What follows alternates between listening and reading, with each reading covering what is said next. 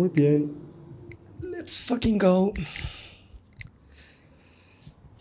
Al parecer a nuestro invitado de hoy le gusta hacerse esperar.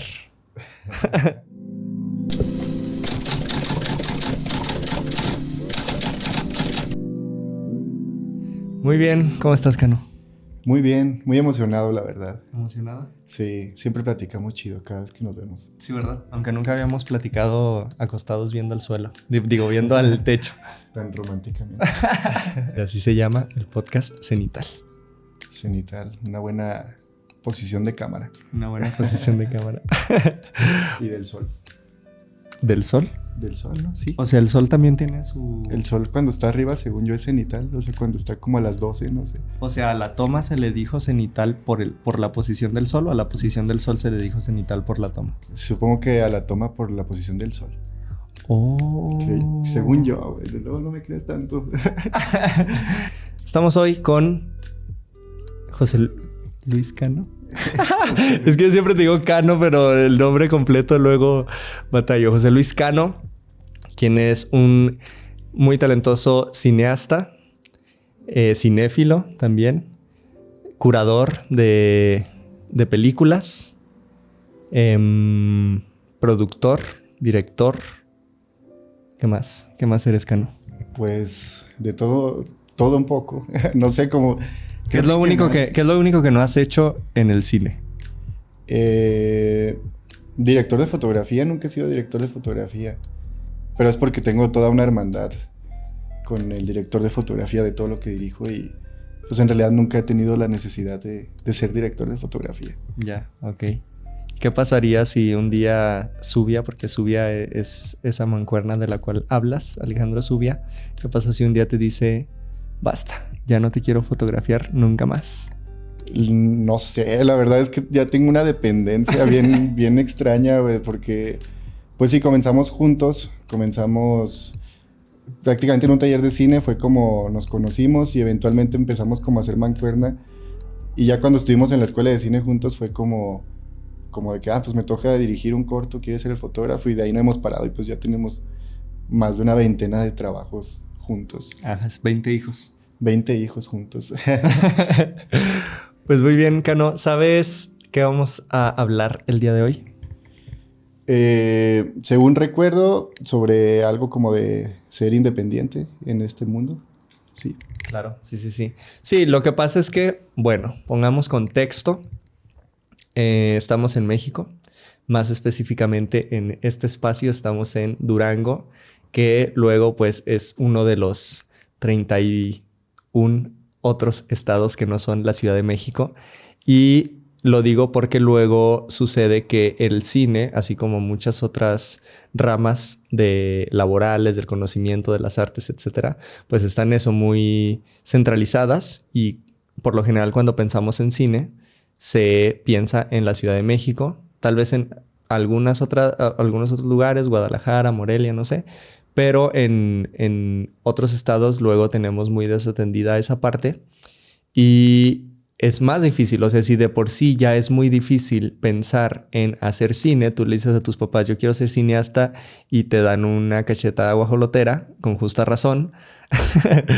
Pero sobre todo no viviendo en la Ciudad de México, pues es todavía muchísimo más difícil.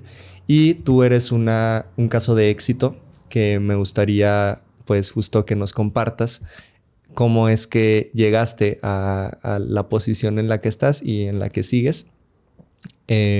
Pues obviamente que a contracorriente, porque normalmente los casos de éxito que vemos es, te digo, gente de la Ciudad de México y aún más gente pues que su papá, que su abuelo, que su tía era que el productor, que el actor, que la directora. Y entonces hay una cosa muy ahí de Nipo Babies en el cine mexicano, en el cine en general, pero pues al ser una industria tan pequeña, a la vez es grande pues, pero a comparación de Hollywood y tal, luego sí sucede mucho esto de los casos de nepotismo, de que para avanzar en esta industria pues es necesario los conectes y cuando no los tienes luego te agüitas y dices, bueno, pues nunca voy a poder hacer cine y sí se puede o sí se puede, lo planteo como pregunta, por eso hemos traído al invitado de hoy. ¿Cuáles son tus pensares con respecto a hacer cine? Bueno, primero me gustaría que me contaras un poco de tu trayecto en esto. Pues fíjate que sí con un tema muy importante, porque, digo, yo creo que casi no conozco Nepo Babies porque soy cineasta del norte y pues acá no tenemos, en el norte no hay tantos cineastas y los que son norteños pues están allá. Y pasa mucho y a eso voy como con mi formación, que gran parte de los cineastas establecidos pues sí estudiaron cine aquí en México, ¿no? Y grandes escuelas del país, ya sin decir nombres, pero supongo que todos pueden asumir cuáles. Pues sí, vas a las escuelas y todos son hijos de políticos, hijos de cineastas, hijos de productores, o pues sí, de gente acomodada del país, a lo mejor no todos del cine, pero pues sí personas con cierta influencia y cierto poder. Y lo puedes ver con los apellidos, o incluso a veces es como muy, hay mucho cinismo pues no sé, en, en que es muy abierto, pues ese tema de que esa persona es papá, mamá de ese estudiante. Es Y, acá como tipo en Howards, ¿no? Que ya todo el mundo lo ve así como, es el hijo de los Potter. ajá, sí, justo así. De hecho, los moguls son como el único estudiante de la generación que no fue como Ya. La sangre sucia. ajá, sí, son como de que, ¿y tú de quién eres hijo, no? Pues yo quise estudiar cine y tuve suerte entre los 900 aspirantes y quedamos 30, aspiraron 900 y de esos 30, 28, 29, pues son hijos de alguien, ¿no? Y menos, ¿no? Creo que son menos normalmente ya son como 15 o 20. Sí, sí, bueno, creo que como que parten un poquito, como que 10, 15 de dirección, de producción, como algo así. La verdad ya no me he actualizado tanto porque es un tema que creo que a muchos nos ha dado coraje toda la vida como gente que buscó formación. Pero pues sí, gran parte de mi trayectoria es que también nací en el momento preciso para tener formación en esta ciudad que es Durango. Eh, no sé, yo a mucha gente la conocí siendo como jurado joven, que creo que tú también fuiste en alguna edición de festivales de cine. Luego esos jurados jóvenes como que implementaron una semilla en la que se veía que había mucho interés por la realización cinematográfica aquí en Durango. Creó una comunidad de cinéfilos antes de cineastas y esto hizo que, por ejemplo, gente como yo, que tengo muchos amigos fuera del mundo del cine, pues ellos yo sabía que no contaba para hacer un corto o algo así, ¿sabes? Porque, pues aunque me ayudaran a fuerzas, a uno no le gusta sentir que te están ayudando a fuerzas, ¿no? Sí, Con un claro. proyecto. Luego encuentras plataformas en las que encuentras amigos que quieren hacer lo mismo que tú sin importar en qué puesto ni nada. Y se va como haciendo una comunidad, luego eventualmente se hizo una necesidad, empezó a haber talleres de cine, como de cine documental que traían los de IMCINE, que también los gestionaban personas que veían eso que estaba pasando aquí en Durango. Y pues llegó el CCA, del que fuimos parte en diferentes momentos, el Centro de Cinematografía y Actuación Dolores del Río, RIP. que acaba de morir justamente hace este año. Este año. Pero, pues sí, yo fui afortunadamente la primera generación que juntó como a todo este grupito de personas que ya veníamos de talleres de cine, de festivales de cine, y eso revolucionó un poco la formación de cine en el norte del país y en general en el país, creo yo, porque teníamos los mismos maestros que tienen en las escuelas de Ciudad de México, pero pues sí, sin estas influencias, sin estos nepotismos, con un lugar, pues sí, digamos más justo, Más ganado. más ganado. No, no me gusta saber la palabra como meritocracia a veces, pero pues Bueno, sí. era un Ajá. poquito por ahí. Y pues Sí, sí, claro, es que, o sea, quitando todo esto, o sea, quitando Nipo Babies y corrupción y todo lo que tú quieras, aún así, estudiar cine, aún que no tengas influencias, estudiar cine ya es un privilegio. O sea, ya totalmente. tienes que tener cierto nivel de privilegio para poder estudiar eso. Sí, totalmente. Y pues nada, se abrió y empezó como a ver una comunidad, empezó como a ver cosas que en realidad que parte de la descentralización del cine del país, que más allá de hacer las cosas es que también estén las cosas al alcance, como la formación.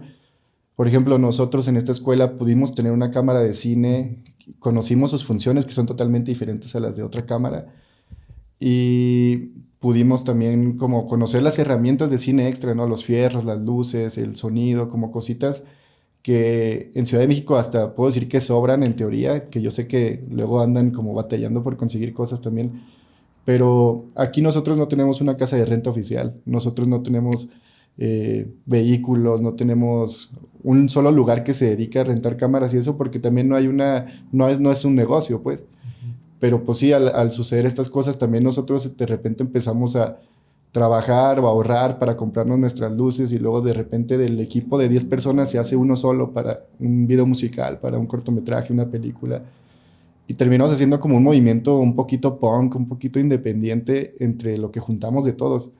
Y es bien interesante eso también porque no solo es la descentralización de la formación o de los fondos de cine, sino de las cosas que están al alcance también. Sí, claro. Las herramientas que allá las encuentras fácilmente y sabes en qué lugar están instalados, pero aquí no. Aquí no tenemos nada de eso y no tenemos también los contactos, la vinculación, no tenemos como esa interacción, todo lo hacemos nosotros desde acá. Claro. ¿Tú consideras que, bueno, digo, dándole seguimiento a esta introducción que dimos y que nos diste, ¿tú consideras entonces que es necesario estudiar cine para hacer cine? Esa pregunta vale mucho. Así de repente. En el contexto, aviso. Porque justo la hablaba con Melissa, que estuvo aquí hace poco. Luego, yo sí soy bien creyente de, como de lo que dice Tarantino, ¿no? De que no se necesita estudiar cine para hacer cine. Y sí, soy creyente de que no se necesita directamente la formación, pero en el caso de lugares donde no son una sede de cine todo el 100% de los días del año, necesitas una plataforma que te junte con las personas para que sepas quiénes están en el radar del cine. Al menos aquí que no había como una oleada, ahorita ya hay como más personas en el radar y ya sabes a quién escribirle si te interesa, no sé. Pero en el momento que empezamos todos nosotros, no había alguien a quien le podías decir, oye, me interesa estar en esto, ¿cómo puedo hacerle? No sé, ¿sabes? O sea, no había tantos referentes, al menos no en gran cantidad, no había opciones. Y creo que, por ejemplo, si Tarantino lo dice, pues ¿desde dónde lo dijo? Desde Los Ángeles, ¿no? Pues no vas a la escuela de cine, pero pues luego conoces a alguien que estuvo en una película y te empiezas a meter en el mundo poco a poco, ¿no? A lo mejor alguien de Ciudad de México no necesita una escuela de cine porque ahí tiene muchas opciones también para involucrarse y aprender en el cine desde la práctica, pero nosotros que no tenemos toda esa plétora de rodajes, pues necesitamos a fuerzas personas con las que juntarnos y con las que emprender cosas y que también nos den las herramientas como la escuela te la puede dar, ¿no?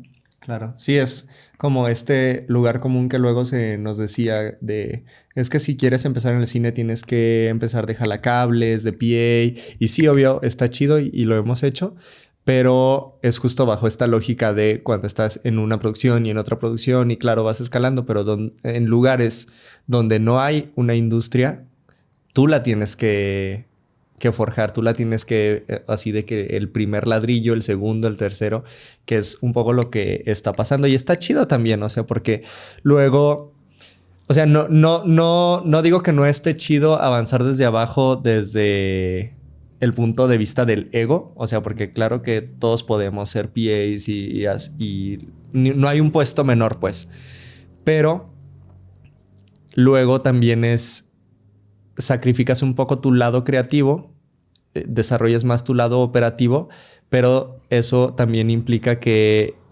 se invisibilicen o se dejen de lado también las narrativas que tenemos acá y por eso luego tenemos un cine mexicano que se dice como cine mexicano y en realidad es cine chilango, pues, o sea, la mayoría son producciones de allá y no se ven otras realidades que también ocurren en diferentes partes de México.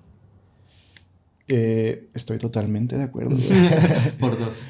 Sí, luego algo que nos sucede muchísimo aquí en Durango y creo que puedo hablar en general por el norte del país, o sea, conozco personas como de Coahuila, de Sinaloa, Sonora.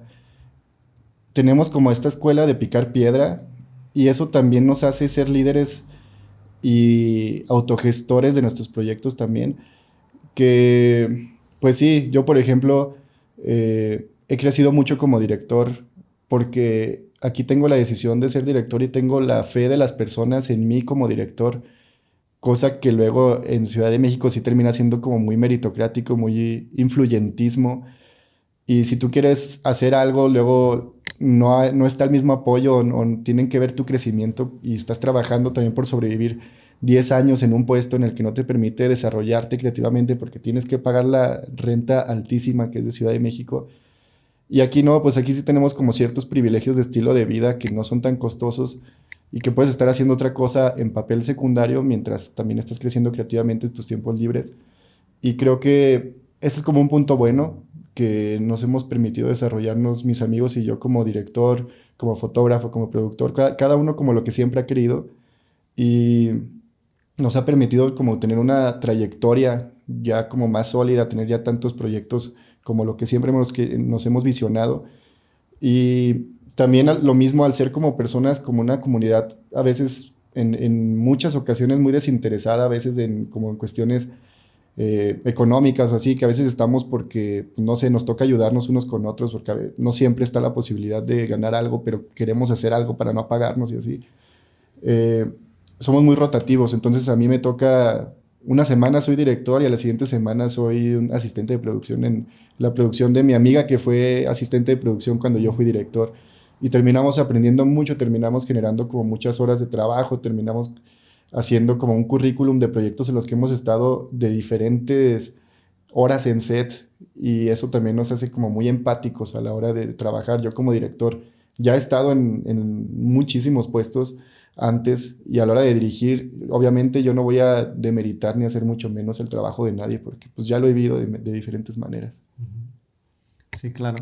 Un poco regresando a lo que decíamos sobre si estudiar o no, creo que esa es una de las mayores ventajas, ¿no? De estudiar y es el conectarte con personas que hacen lo mismo que tú o quizá no exactamente lo mismo, pero que se desenvuelven dentro del mismo ámbito y entonces justo existen estos apoyos. Ahora yo te apoyo en este corto y luego tú me apoyas en el mío y pues así se van haciendo las cosas, porque de otro modo, aunque obviamente que lo ideal sería ganar dinero y poder pagar lo justo a las personas por su trabajo, pero justo en este ambiente y en este contexto que ya dimos, pues no siempre es posible. Pero ahí yo te preguntaría, pues sí, o sea, ¿cómo, en tu caso, cómo barajeas eso? En el sentido de, claro, todos queremos hacer arte y queremos hacer cine, pero también queremos comer. Y no siempre son compatibles esos dos sueños, o tal vez sí. O sea, y si sí, ¿cómo has hecho tú para que lo sea? Es una relatividad geográfica muy intensa a veces, ¿no? Porque los de Ciudad de México, pues sí ganan muchísimo en una producción, pero es lo mismo que gastan en vivir, en existir en esa ciudad en un mes, ¿no? Y aquí pues es igual, o sea, nosotros podemos tener otros trabajos como más de medio tiempo, algo que nos esté haciendo subsistir, mientras estamos creciendo también como artistas en la otra mitad del tiempo, que es la ventaja también que tenemos relativa es, pues no sé, nosotros, el punto más distante en esta ciudad de una orilla a otra está a lo mucho a 40 minutos en carro. Y yo las veces que voy a ciudades como Monterrey o Ciudad de México, de verdad olvido lo que es tardarse en llegar a un lugar, porque pues mi paciencia para mí de distancia es como 40 minutos. Luego vas a Ciudad de México y te das cuenta el tiempo que gastan solo en transportarse, ese tiempo yo aquí lo estoy invirtiendo Claro. en creatividad, en proyectos, en cosas como en lo mismo de vender como mi imagen, de empezar a, no sé, compartir cosas de que tengo este servicio de producción, estas cosas. Y eso también te ayuda, como que sí tiene lados buenos y tiene lados malos, los dos mundos, el mundo de la centralización del cine y el de la descentralización. Pero yo creo, y como voy a, como a cambiar un poquito el tema ahí hablando de la descentralización, creo que Evadiendo mi pregunta. no, no, digo, bueno, Te creas, te creas, no, según yo sí la respondí. no, dale, dale. En la descentralización es más para mí es como en las voces. Creo yo que se necesita contar las voces desde donde vienen y no como ser un purista de la ciudad o algo, no es que no se valga contar una historia, que si eres de Durango y quieres contar una historia de Ciudad de México, no es que no se valga, pero creo que hay muchos casos en los que los cineastas del centro del país retratan al norte siempre de la misma manera y en realidad vienes al norte y pues sí, son cosas que pasan, pero también pasan en el sur. Hablo de delincuencia, de temas como fronterizos, temas de narcotráfico, son cosas que pasan en todo el país y siento que se proyecta una imagen hacia el norte que, no sé, yo difícilmente he visto una historia de amor que se ambiente en el norte, ¿sabes? Casi todas son en la Ciudad de México, en Guadalajara, no sé. Y es incluso hasta Cindy la Regia, que por cierto sí me encanta esa película. Es una historia de alguien que está en el norte, pero fue a vivir su historia de amor a Ciudad de México y luego ya regresa, ¿sabes? Entonces, no hay historias comunes y corrientes, historias que todos vivimos todos los días. Aquí en el norte no nos enamoramos con sombreros y pistolas. Aquí nos enamoramos como en Ciudad de México también, ¿sabes? O sea, faltan voces más auténticas que den una proyección real de los lugares. Digamos, no se viven las cosas igual, pero tampoco hay que estereotipar demasiado. Y yo estoy a favor de la norteñización en muchos sentidos, pero creo que la norteñización debería de ser desde los norteños en este momento, ahorita que es como la tendencia estética de muchas personas. Claro. Sí, para que se salga como del estereotipo. Me acuerdo de una película que vi en el Festival de Guanajuato, que ahorita no me acuerdo cómo se llama, era algo de los pájaros, algo de unos pájaros, pero era una película zacatecana y me impactó mucho justo el cómo utilizaba y cómo retrataba los espacios, porque digamos, si lo retratara una persona de fuera yéndose a Zacatecas, pues seguramente retrataría los lugares emblemáticos, casi que turísticos y todo esto, pero hay toda una ciudad que la gente de fuera no conoce porque no vive en el diario, porque sus ojos literalmente no los ven en su día a día, y que tiene cosas bien chidas, no solamente estéticamente, sino que te cuentan narrativamente de las personas y de su gente y de lo que hacen y de cómo comen y cómo conviven. Y esas cosas pues no se ven si lo narras desde el estereotipo, desde el lugar común, ¿no? De, ok, esto que decías de los norteños traen sombrero todo el tiempo. Y dice después de haber tenido al Sammy un día antes aquí. Pero pues eso sí, o sea, definitivamente es importante tener otras visiones. Y siento que para allá vamos, ¿no? O sea, creo que ya hay un escenario un poco más prometedor al que tendríamos hace no sé, 5 o 10 años. También en el tema de los festivales, ¿no? Que pues no sé, o sea, incluso, o tal vez hablo desde mi ignorancia, pero tú corrígeme, creo que el festival más importante de México no está en la Ciudad de México. Sí, totalmente. Y en cuestión de festivales, de hecho casi los importantes son como de el centro del país, o sea, es Morelia, Guanajuato, Guadalajara. Y todavía creo que podría entrar ahí Los Cabos, que también es como un poquito más de industria en algunos casos, pero este año creo que no ganó un fondo y no funcionó, o sea, no lo apoyaron por parte del Instituto Mexicano de Cinematografía. Pero pues sí, festivales hay en cada ciudad y, y creo yo que son una plataforma de verdad importante, porque si no tienes escuela de cine en tu ciudad, el festival es el que te va a hacer coincidir con las personas que comparten ese gusto y esa pasión, porque no hay ni un solo cinéfilo, o sea, un cinéfilo que de verdad esté como muy metido en el tema del cine y en el conocimiento cinematográfico, que no quiera hacer cine. O sea, todos los cinéfilos tienen unas ganas inmensas de hacer cine, pero no encuentran a las personas, no encuentran la forma, y los festivales de cine son importantísimos. Y a veces es triste saber que varios de ellos mueren o que algunos son intermitentes porque tienen que competir por tener esos fondos. Creo yo, digo, hablando obviamente desde mi rama, que pues también debería de haber como algún esfuerzo ya más, pues desde más arriba, en el que no se mueran este tipo de plataformas, ¿no? Porque a veces sí los festivales culturales, como, no sé, el Cervantín o otros así, pues no los dejan morir porque tienen representación simbólica, pero la tienen por la trayectoria. Si hubiera festivales de cine que no los dejaran morir, tendrían esa trayectoria que al rato serían también una prioridad cultural dentro de cada ciudad, y son importantísimos, no deberían de morir ningún solo festival de cine. Claro, justo eso estaba pensando y es lo que nos decías al principio de esta charla, que antes de que hubiera siquiera una escuela, por ejemplo, aquí en nuestro estado, pues lo que hacía valer al cine era eso, los festivales, porque te conectan no solamente con la gente que hace cine de tu estado, de tu ciudad, sino con la gente que hace cine en todo México. A veces hasta hay festivales que pues tienen representación internacional, ¿no? Pero también, o sea, como es triste esto de que estén batallando por temas de gobierno y presupuestales y todo esto, pero también es bien triste que luego vas a un festival y casi no va gente Y es como... También. Apoye, o sea, sí, creo que si realmente te gusta el cine, un primer paso, pero así paso de bebé, es ir al cine comercial, o sea, a lo que hay en cartelera. Pero si realmente te gusta el cine y no solo quieres apoyarlo, sino quieres pertenecer y para pertenecer es fomentar también la industria, pues es apoyar a los festivales, que es realmente el cine que necesita apoyo. Sí, y sabes de que a veces es muy bilateral. Ahí sí creo que es también, o incluso trilateral. Eh, a veces los festivales de cine, las personas que les interesa el cine no van porque no saben que existen, porque no hay difusión por parte de los institutos culturales o cinematográficos de cada ciudad. Y es bien triste también saber que pues, piensan que por poner lonas en el centro histórico de cada lugar, pues ya difundieron, ¿no? Y no, no se trata de eso, se trata de hacer como otros actos de presencia, ¿no? Y también a veces pasa que del lado, otro de estos tres lados es los cineastas. No siempre está como la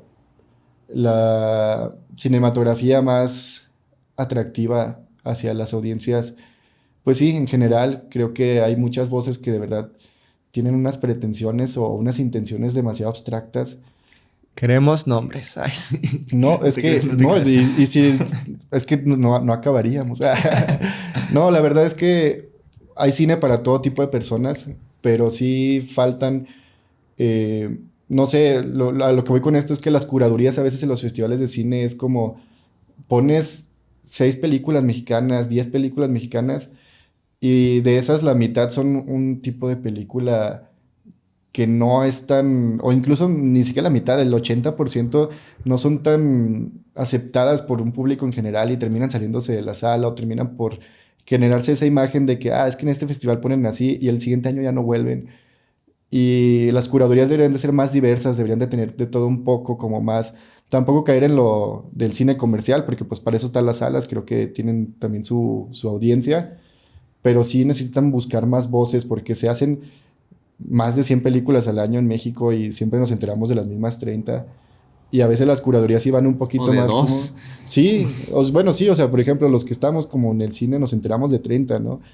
Yo que también trabajo en festivales de cine en la parte de la curaduría y la programación, pues sí me entero luego de películas que nunca vi en un festival. ¿En qué estás? ¿En el Festival de Cine de Vancouver? En el Vancouver Latin American Film Festival y en una muestra itinerante de cine de Ciudad de México.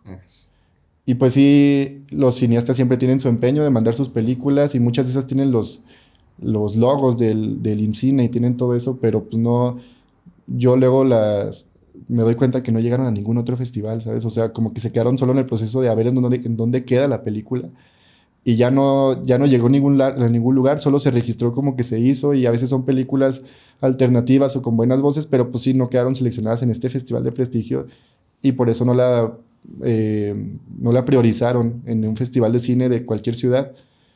Y pues la última parte, pues sí es que la audiencia también sí es muy poco paciente con el cine en general, como que Con descubrir nuevas propuestas. con descubrir nuevas propuestas y también es muy interesada la audiencia a veces. Yo las veces que más he visto llenos los teatros en los festivales de cine es que vino el director o el actor a presentar la película y a veces se toman la foto con él o le sacan el Ay, sí, autógrafo me caen bien y se gordos. salen o se quedan ahí haciendo relajo.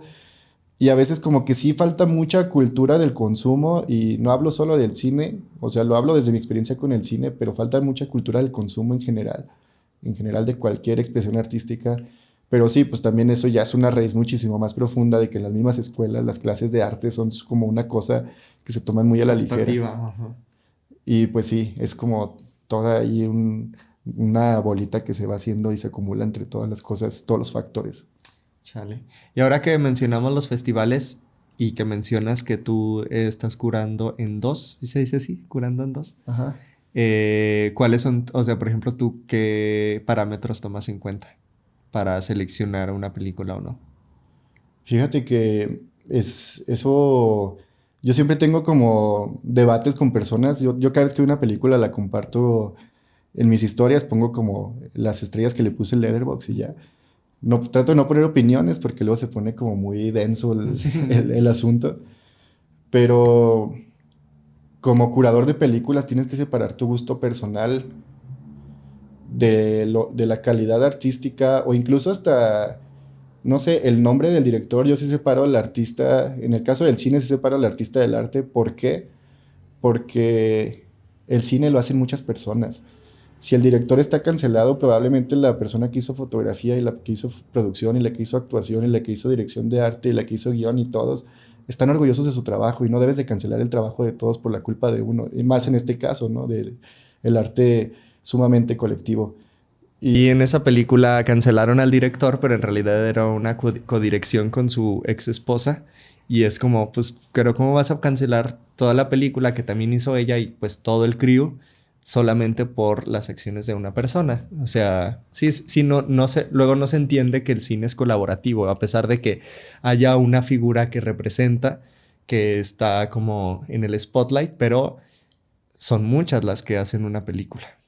Sí, no lastimemos el trabajo de 100 personas por la de una, ¿sabes? O sea, es demasiado, es demasiado trabajo lo que se hace en el cine como para destruirlo solo, pues sí, no sé, con desprestigiar una película por culpa de una sola persona, ¿sabes? Que luego, no sé, el fotógrafo le cancelaron la película a alguien por el director, el fotógrafo ya ni va a querer decir que estuvo en esa película, ¿sabes? Que se genera toda una cultura muy extraña en la que ya hasta te avergüenza un trabajo del que te enorgullecías. Y sí, la curaduría, luego tienes que separar estas cosas que son como más políticas, más aparte. Pero al revés no te pasa también, o sea, de que es una película de un director o directora muy renombrado y dices, pues a lo mejor no me gustó tanto la Sí, película, pero el director está chido, entonces sí la voy a poner. a mí me ha pasado que me llevó, por ejemplo, una película de un buen documentalista y yo le puse como puras cosas negativas porque se veía que era una película que no estaba ni siquiera dentro de sus estatutos de cine, como que él no, Mm.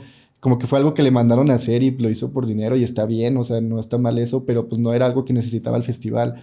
Y yo creo que como programador de cine, yo lo primero que veo, por ejemplo, en el de Vancouver, que es el que más tiempo tengo, ya tengo 5 años programándolo, eh, lo que más veo yo es que uno es el festival de cine latino, entonces tengo que separar mucho mi bandera.